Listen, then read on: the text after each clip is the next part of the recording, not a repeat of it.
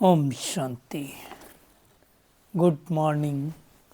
साकार मुरली 17 नवंबर 2025। बाबा का मीठा मीठा लेटर हम मीठे मीठे बच्चों के मीठे मंथन के लिए। मंथन शुरू करने से पहले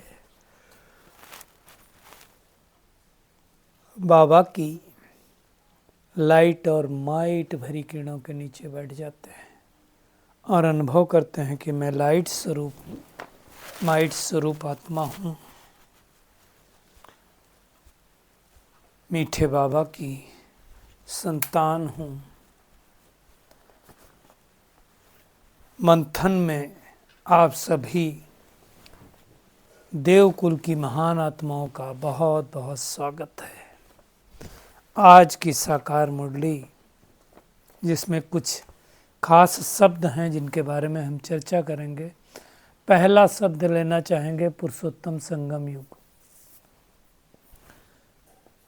क्योंकि पुरुषोत्तम संगम युग में ही सब कुछ होता है। क्या क्या होता हम देखेंगे। दूसरा शब्द है धन दिए धन ना खुटे। ये बात सर्विसेबल बच्चों को याद रखनी है। तीसरा शब्द हम लेंगे अवगुण। अवगुण भी क्या क्या करता है वो भी हमें देखना है कि अवगुण से क्या क्या नुकसान होता है, क्योंकि हमें तो गुणवान बनना है। चौथा शब्द है फिक्रात। फिक्र किस बात की है ना, वो देखना है। और एक शब्द हम लेंगे निश्चय बुद्धि।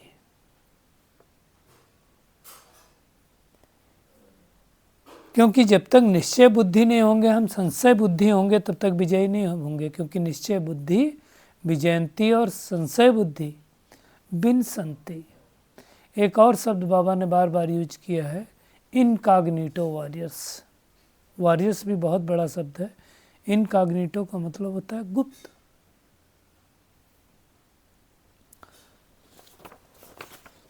तो हम शुरू करते हैं पुरुषोत्तम संगम युग पे। संगम युग की इतनी महिमा क्यों है? क्योंकि यही वो समय है जब पुरानी दुनिया बदल करके नई दुनिया बनती है। और नई दुनिया बनाता कौन है? स्वयं परम पिता परमात्मा आकर के नई दुनिया की स्थापना कर रहा है।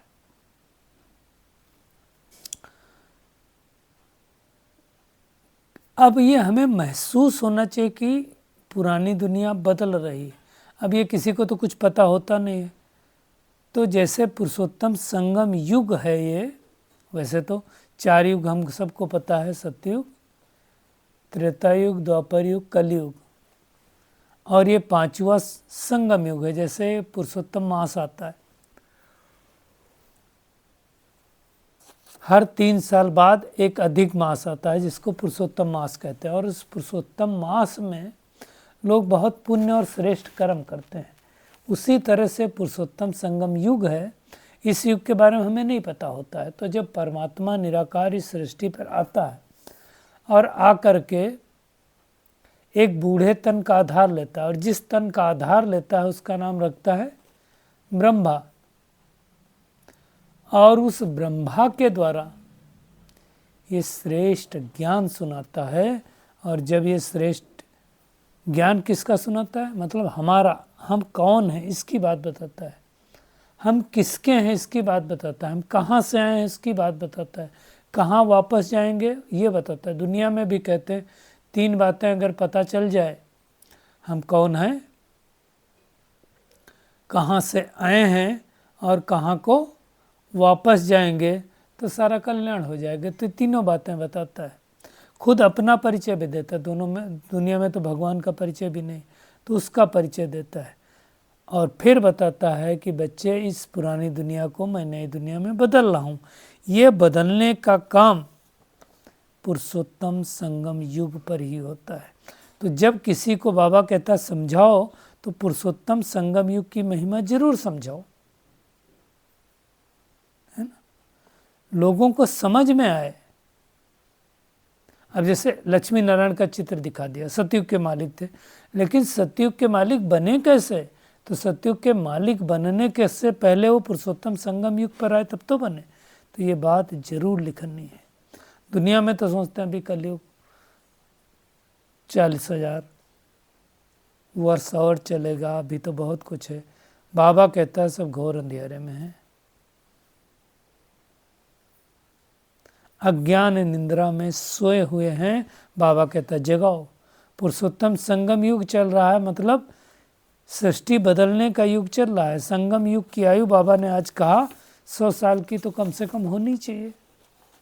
तो संगम युग 100 साल। तो कल बाबा ने कहा था ये संगम युग इतना छोटा सा युग है, यहाँ पर 1 सेकंड की वैल्यू 1 साल के बराबर है।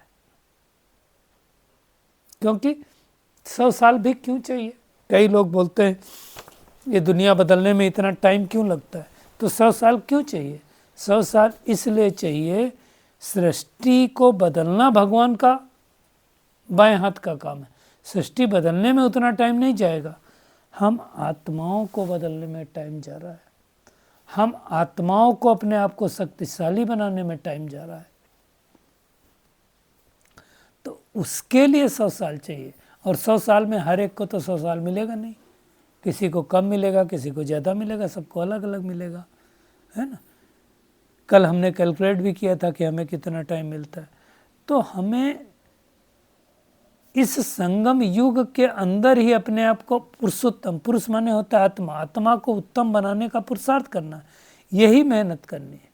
इसलिए दुनिया में भी गायन है, बड़ भागी मानुष तन पावा। बड़ भाग्य मतलब ये तन, मनुष्य तन तो हर जन्म में मिलता है, लेकिन इससे श्रेष्ठ जन्म कभी नहीं मिलता है जो पुरुषोत्तम संगम युग पर होता है। और इसी संगम युग पर भगवान आते हैं, इसी संगम युग पर हम ब्राह्मण बनते हैं, इसी संगम युग पर हम पति से पावन बनते हैं, इसी संगम युग पर हम भ्रष्टाचारी से श्रेष्ठाचारी बनते हैं, इसी संगम युग पर ही हम 5000 वर्षों की कमाई करते हैं। इसलिए संगम युग बहुत बहुत बहुत इम्पोर्टेंट है। इसलिए इस युग की इतनी महिमा है, है ना। इसलिए इस युग में हमें बहुत मेहनत करनी है, श्रेष्ठाचारी बनने की कोशिश करनी, गफलत नहीं करनी। गफलत नहीं करनी मतलब आलस अलबेलेपन में नहीं आना कि हो जाएगा, कर लेंगे, अभी तो संगम युग बहुत पड़ा है, नहीं सॉरी संगम युग बहुत नहीं पड़ा है। संगम युग का छोटा सा समय है, इस संगम युग पूरा होने वाला है। अभी तो ऑलरेडी 90 साल तो हो ही गए संगम युग के, तो अब समय कहाँ बचा? समय तो समीपता की ओर है, संपन्नता की ओर है। तो इस समय मेहनत करनी है और हमें चेकिंग करनी है कि मैं आत्मा वास्तव में मेहनत कर रही हूँ या मैं आत्मा आलस अलबेलेपन में रहती हूँ, या मैं आत्मा बहाना देती हूँ। आज बहाने की भी बात बाबा ने की है कि सर्विस के लिए कोई बहाना मत दो। बहाना क्या कह देते हैं ये हमें खुद को मालूम है। काम वाली का बहाना, काम करने आएगी, दूध वाली का बहाना, सब्जी का बहाना, है ना, थक जाने का बहाना, ड्यूटी का बहाना, दुकान पर जाने का बहाना, स्कूल में जाने का बहाना। बाबा ने एक बार कहा एक बात में बच्चे सारे नंबर 1 हैं, और वो कौन सी बात? बहानेबाजी। तो हमें कोई बहाना नहीं देना है ना। देखो ज्ञान के लिए भी लोग बहाना देते हैं, योग के लिए भी लोग बहाना देते हैं, और सर्विस के लिए तो देते ही देते हैं। धारणा के लिए भी बहाना देते हैं कि मेरे पास ये प्रॉब्लम। देखो एक चीज़ है, कुछ भी करने से पहले अपने आप से पूछना है क्या मैं आत्मा सच में अंदर से चाहती हूँ। हाँ, कोई आत्मा हैं जो बांधेली हैं। मैं तो कोई बहनों को सुनता हूँ जिनको मुरली सुनने की इजाज़त नहीं है, जिनको योग करने की इजाज़त नहीं है, जिनको कहीं सेंटर पर जाने की इजाज़त नहीं है, जिनके लिए बहुत बंधन है। उनका बहानेबाजी तो नहीं करते, वो रियल में प्रॉब्लम है। तो उन आत्माओं के लिए तो रियल में अंदर से दिल से दुआ निकलती है कि ऐसी आत्माओं का बाबा बंधन टूटे। लेकिन कुछ आत्माओं को बंधन नहीं है, तो मन का बंधन है। सबसे बड़ा बंधन तो मन का बंधन होता है। इसलिए बाबा देखो क्या कह रहा है, घर घर में जाके बाप का पैगाम देना है, सर्विस करने का प्रण करना है, कोई बहाना नहीं देना है ना। तो ये बाजी में हमको नंबर 1 नहीं बनना है। नंबर 1 बनना है सेवा में, नंबर 1 बनना है बाबा की का पैगाम देने में। लाखों लोगों को बाबा कहता है आप पैगाम दे सकते हो, करोड़ों लोगों को दे सकते हो, अभी तो हो ही रहा है। तो कैसे हमारे दिल में आए कि भगवान आया सृष्टि पर, तो हम पैगाम क्यों नहीं दे सकते।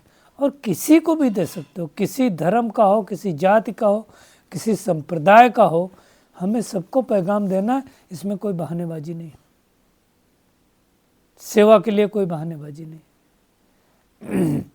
हमें हर एक आत्मा को परमात्मा का परिचय देना है। हर एक को बाबा ने कहा था हक है, दूसरे धर्म की आत्मा है। अब बाबा ने कई बार मुरलियों में कहा है सब दूसरे धर्म वाले नहीं आएंगे।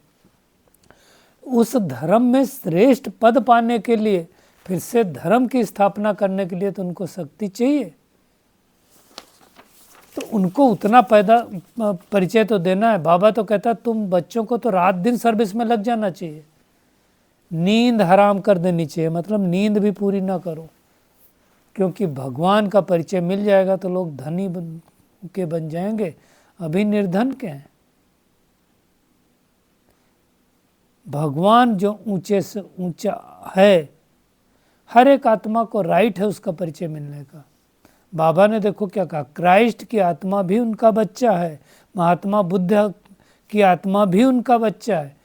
वही परमात्मा कह रहा है आत्मा समझ के मुझे याद करो, तो उसका परिचय सबको देना है। इसके लिए कोई बहाना नहीं करना। कोई बहाना फिर क्या करते हैं, अभी बहुत ठंडी हो रही है, इस ठंडी में कहाँ जाएं। खैर, मैं तो कल जो भट्ठी रखी हुई थी इंटरनेशनल मेडिटेशन डे पे, सभी भाई बहनों की बहुत तारीफ़ करूँगा कि बहुत सारे आए थे। मैं समझता हूँ 25-30 भाई बहनें आए होंगे। पूरा मेडिटेशन हॉल भर गया।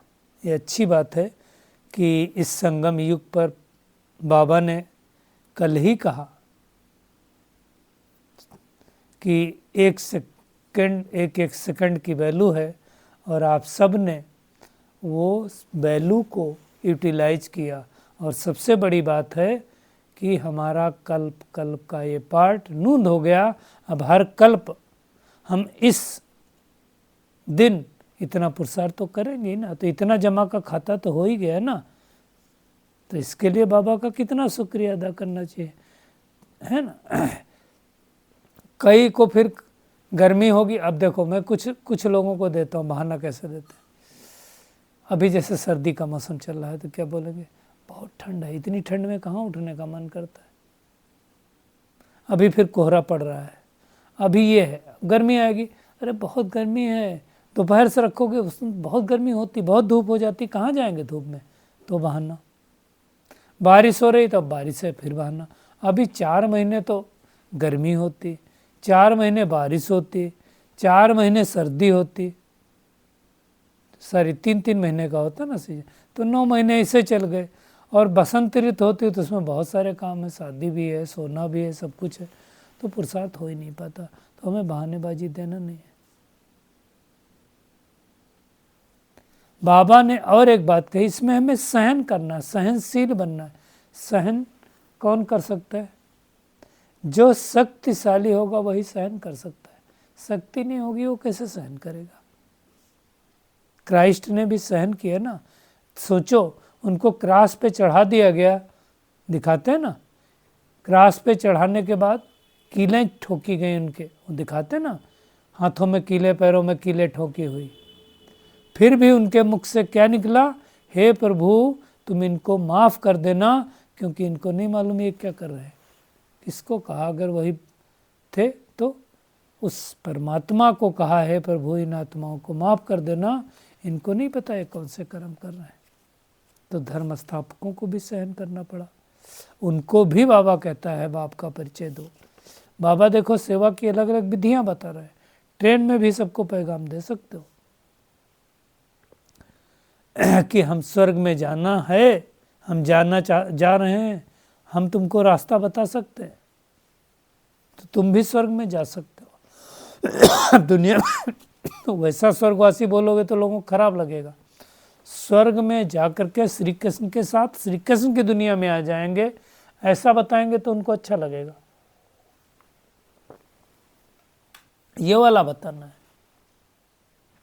वो मेहनत करना है कि सच में लक्ष्मी नारायण का जब राज्य था तो उस दुनिया में आप जा सकते हो और कैसे जाओगे, तो कोई बहाना नहीं देनी। तीसरी बात बाबा ने कहा कोई फिक्रात नहीं करनी है, गुप्त खुशी में रहना।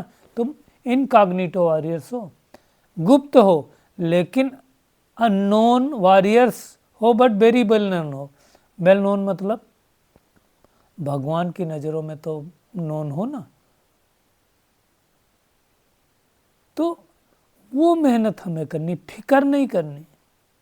बाबा कई बार कहता है फिकर उसकी कीजिए जो कुछ अनहोनी हो, बनी बनाई बन रही है कुछ बननी ना है। तो फिकरात नहीं करनी, फिकर भगवान को दे करके हमें फकुर ले लेना है, गुप्त खुशी में रहना है, एक भगवान की याद में रहना है। यही मेहनत है और यही मेहनत सबसे नहीं होती है, हमें ये मेहनत करनी है, एक बाबा की ही याद में रह करके ये मेहनत करनी है।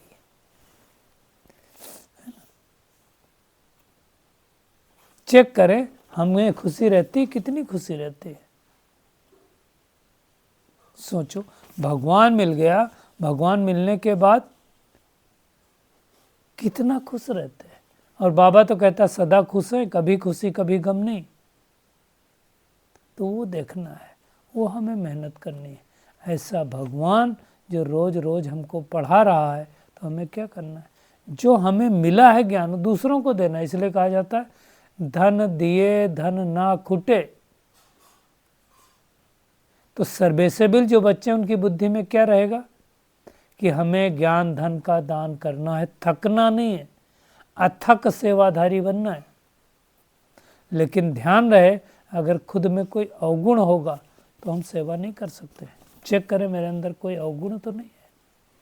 और अगर किसी का अवगुण आपको पता चलता है तो ये भी नहीं बोलना है कि इसके अंदर ये अवगुण है। क्या कहना है, क्या सोचना है, ये गुण ग्रहण करने का पुरुषार्थी है, ये मेहनत करनी है। हमारे तो गायन है, दिलवाड़ा मंदिर किसका गायन है, हमारे गायन है। नीचे तपस्या कर रहे हैं, ऊपर स्वर्ग है, तो उस दुनिया में तो हम जा ही रहे हैं ना। तो ये सबको बताना है। बाबा देखो कब की मुरली है, 1969 के पहले की, और कहता है दिन प्रतिदिन तुम्हारा आवाज़ जोर से निकलेगा। अभी तो जोर से निकल आया ना। लेकिन कौन पुरुषार्थ करवा पाएगा दूसरों को, जो खुद करता होगा ना, जिसको ज्ञान सुनाने का शौक होगा, जिसको रास्ता बताने का शौक होगा, वो करेगा। नहीं तो फिक्रात तो बहुत है, सबको बताना है। बाबा कह रहा है दूसरों को बताते जाओ, कम से कम परिचय तो मिल जाए, प्रजा में तो आ जाए, इतना तो ध्यान रखो, इतना तो दे दो।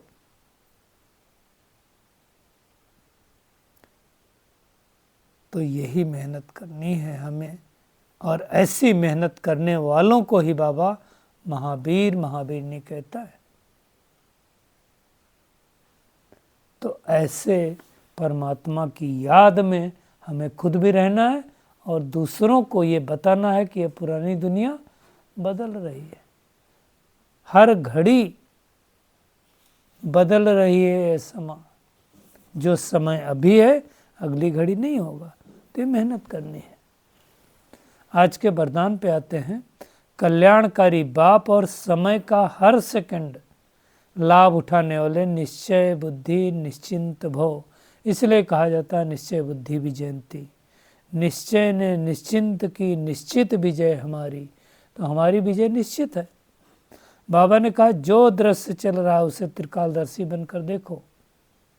हिम्मत और उल्लास में खुद भी रहो, समर्थ बनो और दूसरों को भी समर्थ बनाओ, खुद भी उमंग उल्लास में लेके आओ। हिलो नहीं, खुद के परिस्थितियाँ हैं, अचल बनो और दूसरों को भी अचल बनाओ। ये मेहनत करनी, बगैर मेहनत नहीं होगा। जो समय मिला, भगवान का साथ मिला, खजाने मिले। बाबा आज कितने दिन से खजानों की बात कर रहा है व्यक्त मूल्यों में। हमें क्या करना, उन खजानों को अपने अंदर धारण करना है और दूसरों को धारण कराना है। इन खजानों से तो हम संपत्तिवान बनेंगे, इन खजानों से तो हम समर्थिवान बनेंगे। सारे कल्प में ऐसे दिन फिर आने वाले नहीं हैं, इसलिए अपनी सब चिंताएं भगवान को दे करके निश्चय बुद्धि निश्चिंत बन जाओ। चेक करें, हमने सारी चिंता दे दी, सब तुम्हें सौंप कर चिंता फिकर, हम बन गए बेफिकर। हो गए कि नहीं हो गए, चेक करें। कल्याणकारी बाप और समय, इसका हर सेकंड लाभ उठाते जाओ। यही मेहनत करनी है। और परमात्मा के संग का रंग लगाओ तो बुराइयां तो अपने आप समाप्त हो जाएंगी। भगवान मेरा साथी है, तो जो अगर आपको रंग लगा होगा तब दूसरों को लगाएंगे। तो यही मेहनत हमें करनी है और करानी। हमें उन आत्माओं का संग करना नहीं जिससे हमारी स्थिति गिरती हो, हमें उनका संग करना है जिससे हमारी स्थिति उठती हो। अव्यक्त इशारे की पॉइंट है कि विदेही बनने की विधि है बिंदी लगाना। अभी भी बाबा ने 3 बिंदी की बात की थी अव्यक्त मिलन वाले दिन, है ना। 3 डॉट, 3 बिंदी, मैं आत्मा बिंदी, परमात्मा बिंदी और जो बीत गई वो भी बिंदी। तो ये जो बिंदी की विधि है, इससे हम अशरीरी बन सकते हैं, कर्मातीत बन सकते हैं। और ये बिंदी का तिलक, 3 बिंदियों की स्मृति रूपी तिलक अमृत वेले लगाना है, रो रिहान करना है। मस्तक पर तिलक लगाओ बिंदी का, है ना। फिर परमात्मा बिंदी और जो बीत गया वो भी बिंदी। ये अविनाशी बिंदी होनी चाहिए, ये मिटनी नहीं चाहिए। तो आज की पूरी मुरली का टेक होम यही है कि पुरुषोत्तम संगम युग है, ये दुनिया बदल रही है। इसलिए हमें पुरुषार्थ करके ऊंच देवपद पाना है। ज्ञान धन दान देना है, घर घर में जाके भगवान का पैगाम देना है, सर्विस करने का प्रण करना है, कोई बहाना नहीं देना है, कोई फिक्रात नहीं करनी है, गुप्त खुशी में रहना है, किसी देनदारी को याद नहीं करना है, एक बाप की ही याद में रहना है। और ये पुरुषोत्तम संगम युग चल रहा है, कल्याणकारी बाप है, कल्याणकारी समय चल रहा है। तो हमें निश्चय बुद्धि निश्चिंत बन करके पुरुषार्थ करना है और बाप के संग के रंग में रंगना है और दूसरों को रंगाना है। और अमृत बेले 3 बंदी का तिलक लगाना है। अच्छा, शुक्रिया मीठे प्यारे बाप दादा, शुक्रिया आप सभी का इस मीठे मंथन के लिए। अच्छा, ओम शांति।